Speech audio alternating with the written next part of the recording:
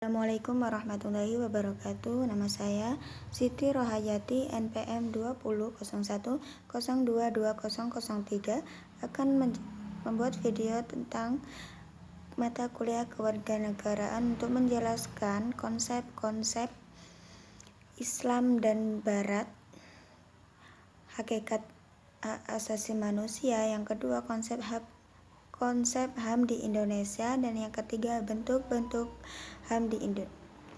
Yang pertama, konsep Islam dan konsep Barat.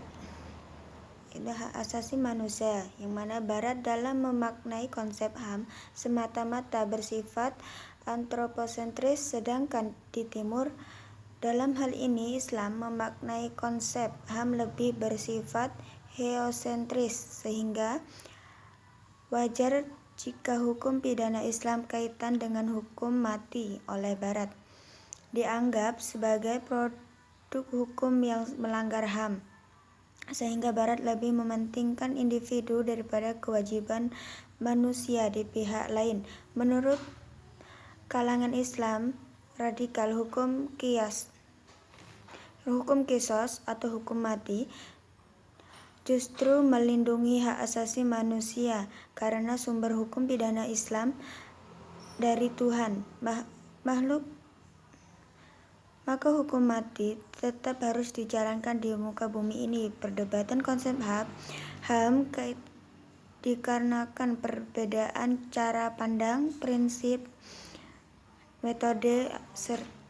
metodologi serta perbedaan teologi. Oleh karena itu, dalam konteks hukum mati ini, pemerintah Indonesia sebagai negara hukum harus mengambil langkah yang jelas manakah yang semestinya harus diambil. HAM konsep Islam atau konsep Barat, hal ini sangat penting agar tidak terjadi kesalahpahaman terhadap perlindungan hak asasi manusia terpidana mati, karena konsep HAM di Indonesia masih belum jelas jenis kelaminnya, HAM Islam atau HAM Barat.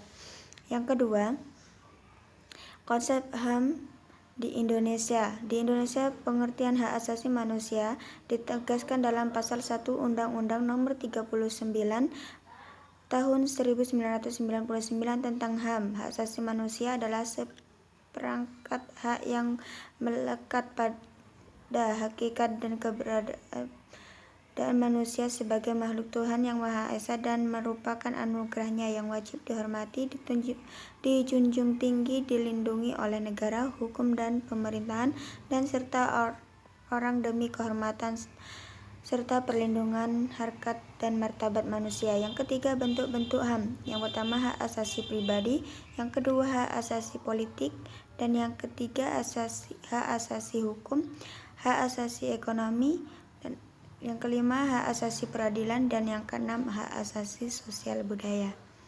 Terima kasih. Wassalamualaikum warahmatullahi wabarakatuh.